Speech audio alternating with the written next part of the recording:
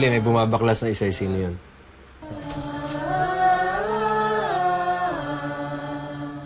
Isa pa.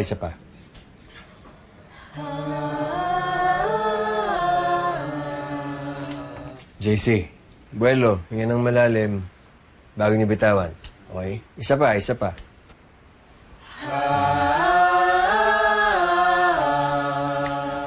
Better. Ito, mag-merienda muna kaya kayo. Kanina pa kayo nag-ensayo, ha? Ito. Salamat po. Guys, take 10. Sige, kain kayo, ha? Huwag mahihiya. O gumaganda tunog ninyo. Ay, nako. Oh! Victor, hindi pa naupo. Hindi, sige. Hayaan niyo silang mauna. Pasensya na at puro gamit pamburol pa yung nandyan sa paligid eh. Alam mo naman na hindi pa kami nakakapag-ayos eh. Ay, hindi ho kayo dapat humingi ng pasensya sa amin. Kami nga ho yung dapat magpasalamat. Pinapagamit niyo yung lugar. Ang ganda po yung acoustic. Isa klase po kasi puro bintahan at pinto. So, medyo maingay. Maliit na bagay. Kamusta naman ang anak namin sa section mo, Victor? Tatapatin ko ho kayo, hindi siya yung pinakamagaling kumanta sa grupo, no? Pero siya yung head ng design namin dahil napakahusay niya gumawa ng disenyo ng mga stage, ng tablado. Mabuti. Yun yung hilig niya eh. Yung magpinta, mag-drawing. Mabuti yun at nagagawa niya yung gusto niya. Naniniwala kasi kami na talagang higit pa doon ang kanyang kakayahan. Ma, kuha lang po ng drinks, ha? Ay, tutulungan na kita. Kukuha ko ng yelo. Sige, tulungan ko kayo. Excuse me, ha? Sandali lang. Sige, kain, ha? Darating inumin nyo. Sige po. Alam nyo, pag ako namatay, itong kandila gusto ko, silver. Pati kabaong ko, silver. Yun. Uy! Thank you. Oo, baso. Ako nga. Uy! O, baso man. JC, baso. Di ba sabi mo gusto mo silver? Gusto ko gold. Para tag life. Bakit ganyan pinag-uusapan nyo? Namimili lang naman sila ng gusto nila. Sakali lang. Pero kahit na, morbid pa rin yun. Bakit? Di nyo ba naisip yung mga ganang bagay? Sino bang hindi takot mamatay? Ako, hindi ako takot. Bakit? Naniniwala ako na pag-oras mo na, oras mo na. Ay, grabe naman to. Hindi ba naisip yung mamaiwan mo, Dylan? Naisip po, syempre. Pero hindi naman po ibig sabihin na di po ako takot. Gusto ko na pong mamatay. Syempre, iniingatan ko din naman po sarili ko. Tara. Huwag ka mag-alala. Ingatan ka din namin. Can't deny all that I fear is finally coming true. I'm out of my head in love with you. Magtatanong lang sana ako. Bakit matanda na yung mga magulang? Sandali, hindi ba mga lolo at lola mo sila? Sila ho talagang mga magulang ko. Hindi nga lang po sa dugo. Kasi adopted po ako.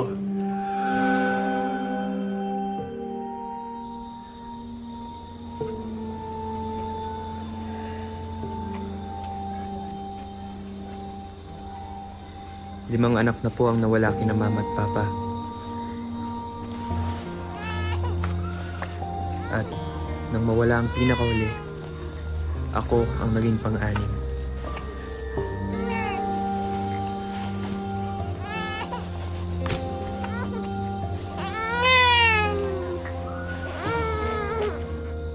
May iniwan daw po sa akin sa entrance ng punerarya nila noon sa Cebu.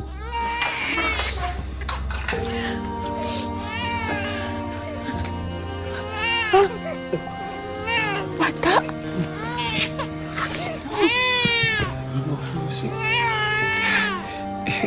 Si Claudio yung kuruto. Diba buntis man siya kato siyang nakitaan? Kasi, anak yun niya. Pero, anong iyaman yun na yung ibili ng diri ang bata? Atong dalhon sa barangay. Oo.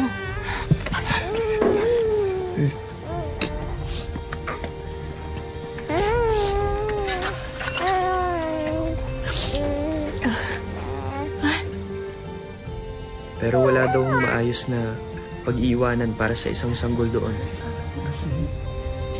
Si Claudia? Sinubukan daw ako personal na isauli sa nanay ko na umuwi daw ng Maka. Paano tong anak mo, ha? Anong anak? Alam namin, ikaw nag-iwan ng batang ito sa punerarya namin sa Cebu. Ano ba nangyayari sa'yo? Talagang iaabandon na mo na tong anak mo? Wala nga akong anak eh. Claudia, ano ba? Wala ka bang puso? Ha? Wala akong anak. Hindi akin yung batang yan. Huwag niyo na akong guguluhin pa. Claudia. Ilabas natin ito. Gusto ng mga bata. Sila mama pa. Sige. Ma, pa ako na dyan. Ay, sige, anong gagawin natin dito? Gata, sige. Mas mingga. Doon na kayo, ako na dito. Kasuhin mo. Bisita na. Sige na. Kasuhin mo yung boses mo. Kami na bahala dito. Ay, naku. Oo, Hindi ka na. Hindi na. Sige na. Alam mo saan nilagay yung kondensada?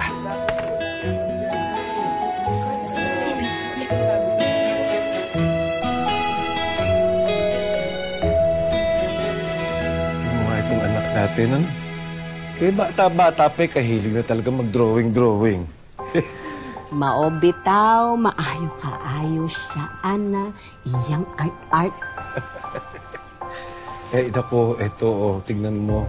Bata pa lang talaga yung si JC. Naku, kaibigan na si Olivia May. Hayaan mo na para meron siyang kaibigan na nagsasalita ng Cebuano para hindi niya makalimutan kung saan siya nanggaling. Water break muna dyan sa daytime nyo. Thank you. Uy, di ba ito yung hinahanap nyo nung isang araw? Saan nyo nahanap to? Saan pa di sa kwarto mo, tinago mo eh. Papa naman, itinago ko nga para walang makakita. Ikaw na lang kasi ang kaligayahan ng mama mo eh. Ano ba? Pag biglang pumunta dito si Livy at nakita tong mga pictures ko, asa rin naman ako noon. Pero teka anak, may tanong ako ha. Ako yun, ma. Kayo pa ni Olive May eh. Girlfriend mo na ba yung anak ni Glenn? Grabe naman po kayo. Grabe yung aligasyon yun. Di pa po ako mag-aasawa. Yung girlfriend. Di po, grabe. Uy, nagtatanong lang kami ha. Paano kasi? Alam mo na, matanda na kami ng papa mo at hindi na kami magtatagal dito kaya gusto namin maisaayos na yung buhay mo bago pa man kami mawala. Huwag naman po kayo magsalita ng ganyan. Tatagal pa po kayo ni Papa hanggang 153. Kahit po may mga apo na po yung mga apo ko, andyan pa rin kayo at ako pa rin pong mag-aalaga sa inyong dalawa. JC!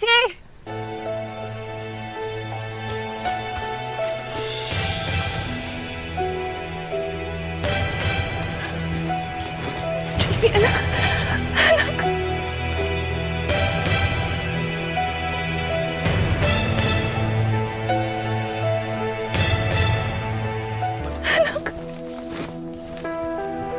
JC, halika rito. Anong ginagawa mo dito, Claudia? Gusto ko lang makita yung anak ko. Anak mo? Pagkatapos may pagtabuyan siya? Teka lang, Ma. Pa, ako po ang kumonta kay Miss Claudia. Ano? Hinanap ko po siya sa social media. Bakit? Gusto lang po akong malaman tungkol sa pagkatao ko.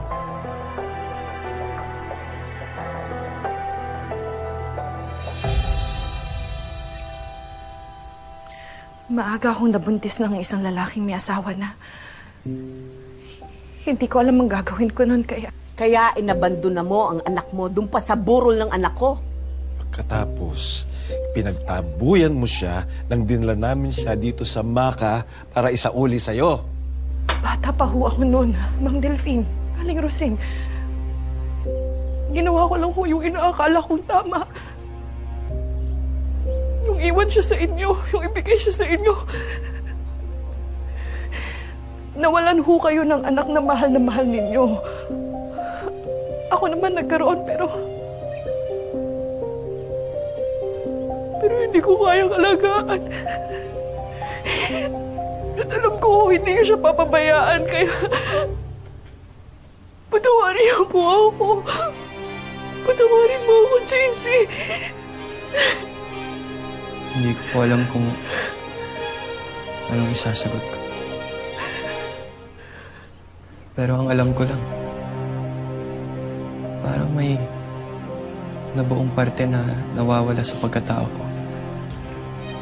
Nung nakita ko kayo, Miss Claudia.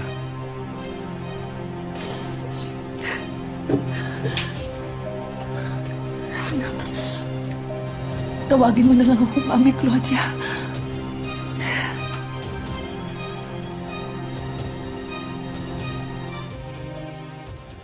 Nung minessage ko po kayo, hindi ko po talaga in-expect na magre-reply kayo sa akin.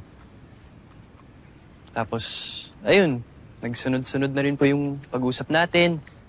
Nakilala niyo po ako. Nakilala ko rin po kayo.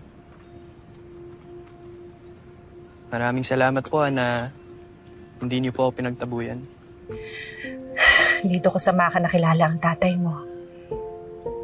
Magkababata kami noon. Lagi kami magkasama hanggang sa niligawan niya ako at nailam ako sa kanya. Pinadala ako ng mga magulang ko sa Cebu, sa tiyahin ko. Pinagtrabaho ko sa isang pabrika ng tela. At doon na nagsimula yung kamalasan ko. Naging anak ka namin.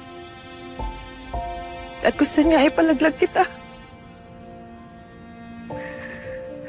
Pero hindi ko kaya ipalaglag ka, anak. Pero alam ko, hindi ko rin kayang alagaan kang mag-isa.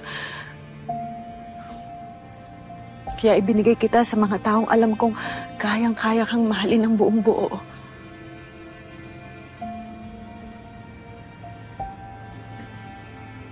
Mami Claudia,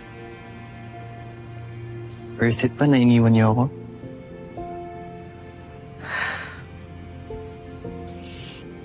Anak, pinapangako ko sa'yo. Babawi ako sa'yo.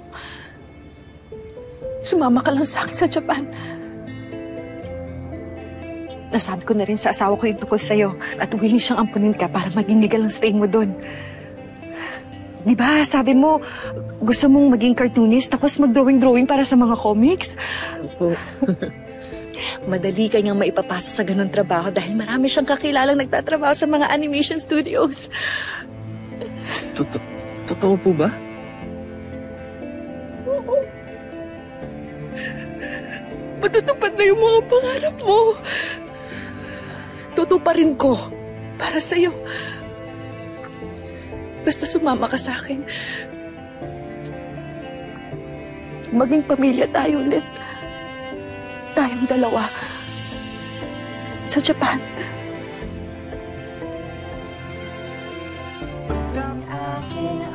Okay, Marco, Ashley, kung mag-alternate kayo kay Dylan at kay Zeph, kailangan tapatan niyo yung energy at yung effort na ibibigay nila. Ha? Mamaya pagbalik natin, mag-harmonize tayo. Okay? Ngayon, sunduin muna natin si Zeph, tsaka tulungan natin siya doon sa meriendang hinanda niya. Tara. So muna kayo, ha? JC, may kukunin lang kami. Doon lang kami. Balik kami, ha? Oh. Ika na.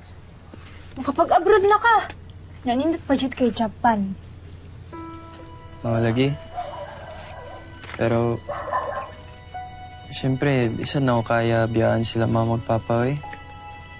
Baka baka nga, ako rasadang na nila. Ano gagawin mo?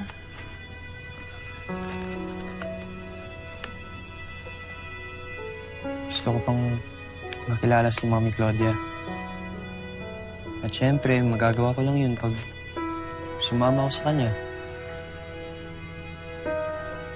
Pero mahal na mahal ko rin sila Mama at Papa. Hindi ko sila kayang iwan.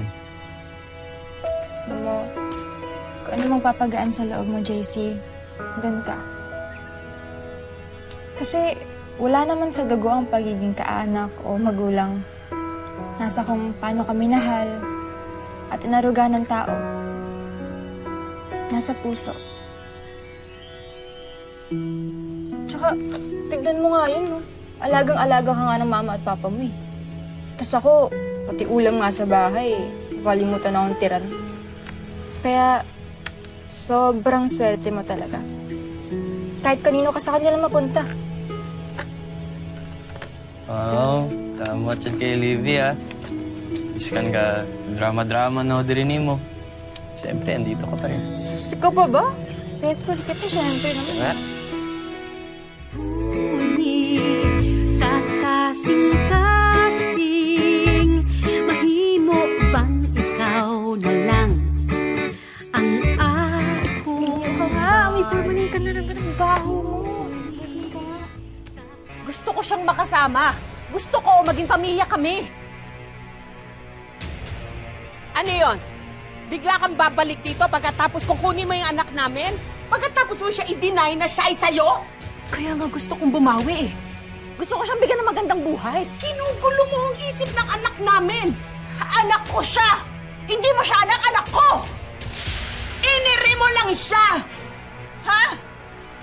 Kaya wala kang karapatang basta na magnanay sa kanya. Claudia! Wala kang karapatan na tawagin siyang anak. Wala kang kontribusyon sa pagkatao ng anak ko. Iniluwal mo lang siya, pero ako nagmahal sa kanya. Ako ang nagmamahal sa kanya. May tunay na pagmamahal.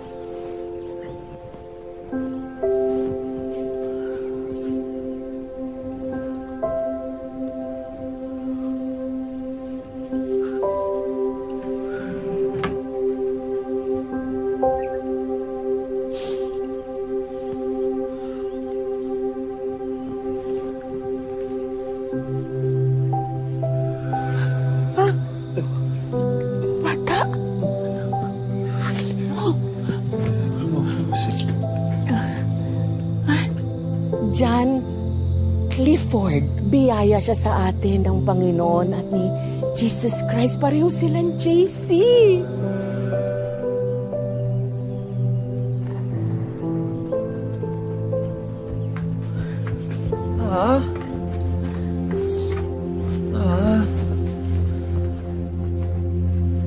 Ba't yun naman ang inimpak yung mga gamit ko?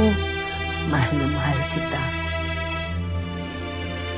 At ayaw ko na mawawalay ka sa amin. Pero, tama naman kasi ang sabi ng Mami Claudia mo, mas mabibigyan ka niya ng magandang kinabukasan kapag sumama ka sa Japan. At mababawasan na rin ang iniisip namin, yung takot namin ng papa mo na maiiwan ka na mag-isa. Ngayon nandito na siya. Sinabi ko ba na gusto kong sumama kay Mami Claudia? Ayaw mo bang mag-abroad? Aba, makakapag-enroll ka sa mas magandang eskwelahan doon. O matutuloy na ang pangarap mo na yun, magkaroon ng maginhawang buhay. Mabibili mo na lahat ng gusto mo. Sinabi ko bang gusto kong sumama sa kanya? Matanda na kami ng papa mo. Gusto namin yung may maiiwan na magagabay sa'yo. At yun ang Mami Claudia mo.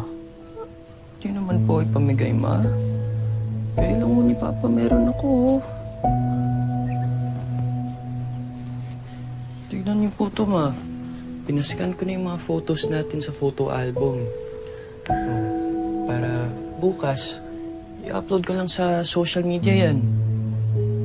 Para kahit pag-yun tayo dito, o bahain man yung bahay natin, walang sino man ang makakapagbura sa mga pinagsamahan natin. Mahal kita.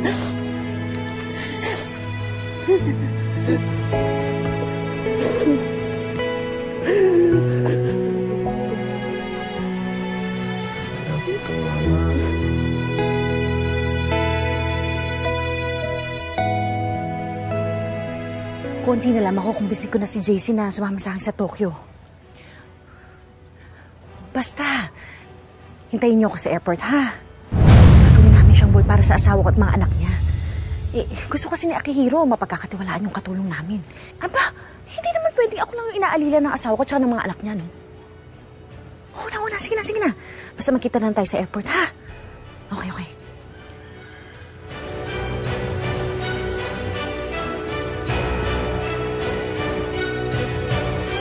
Delphine?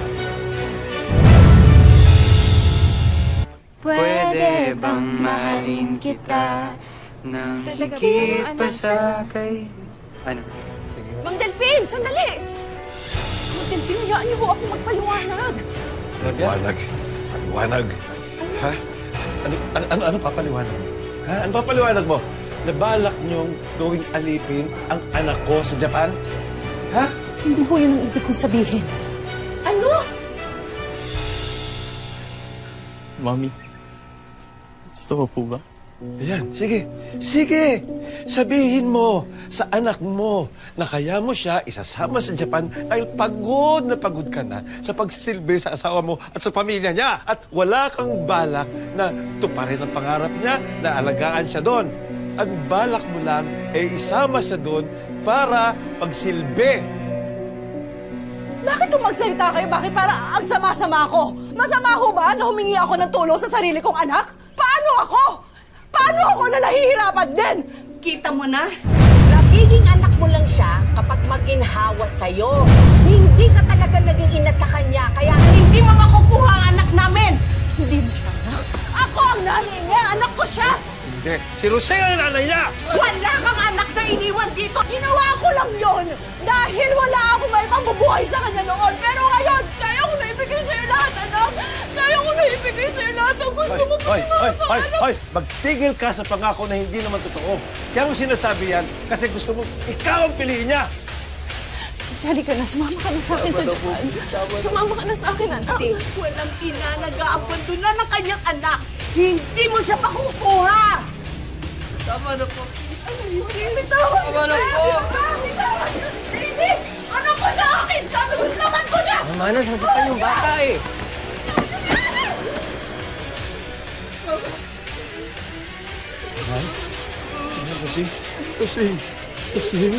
Kasi, yung malalim.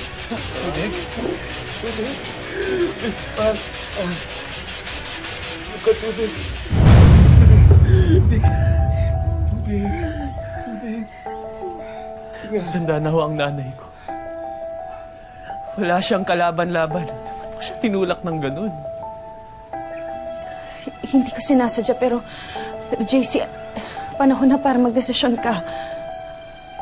Walang ibang ginawa ang mga magulang ko, kundi protektahan ako. Ibigay sa akin ang lahat ng kailangan. At higit sa lahat, mahalin ako. Mga bagay na hindi niyo nagawa bilang totoong nanay ko.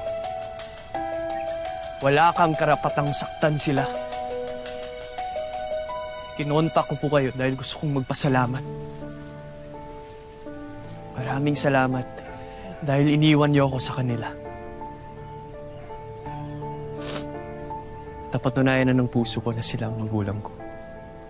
At hindi magbabago yun. Napapatunayan ko sa'yo na nagsisisi na ako. Balang araw mararamdaman mo rin na mahal kita. Minahal kita mula noon at hindi magbabago yun. Hindi magbabago yun.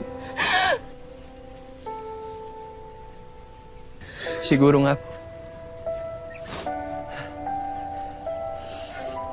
Pero sa ngayon, dito po ako sa mga taong alam kong nagmamahal sa akin ng totoo. Kaya Ma'am Claudia, umalis na ho kayo. Bago pa pong may ibang masaktan. Claudia, tama na. Halika na. Halika na. Claudia, tama na. Tama na. Itatawag kita ng sasakyan sa labas. Halika na. Umalis ka muna para sa ikabubuti ng lahat. Halika na. Bakit mo kayo pinagkasama yung anak ko? Pinagkasama yung anak ko! Hindi naman ako ano! Kidnapping itong ginagawa nyo! Sorry nyo sa akin ang anak ko! Daisy! Kawan mo ako! Daisy, anak! Babalik ako! Ayos na ba si Mama Rosing? Sabi ng mga doktor, buti na lang di natamaan sa ulo si Mama. Ikaw, JC. Ayos ka lang ba? Magiging okay din.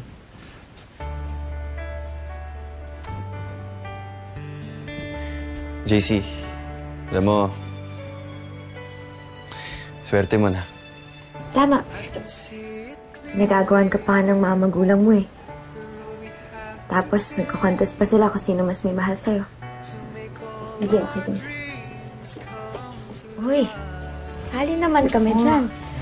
Problematic din kaming mga magulang. Amen. Salamat ka lang, guys. Hindi pa ito kung wala kayo.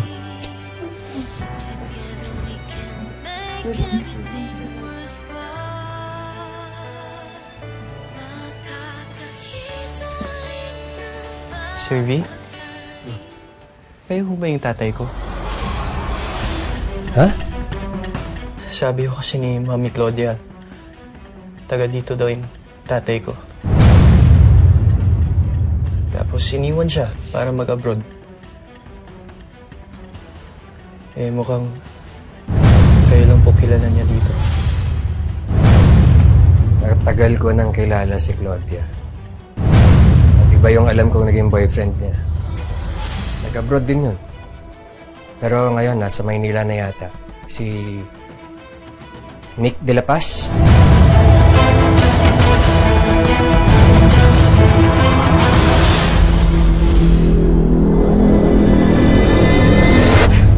Tindi ah. Wala mo lang pabati ng happy birthday si na JC. Kuya! Diba? Ano ba? Happy birthday to me. Mag-isang na naman ako, Dad. Kaya na lagi kong nararamdaman sa bahay na to. Pangako sa'yo, hindi ako susunod. Mahal ko. Pero wag namang ikaw pa susuko sa sarili. Laan sa'yo. Sabi ni Sir V, diba, dapat lagi tayong magkasama para maging komportable tayo sa isa't isa. Can't deny all that I fear is finally coming.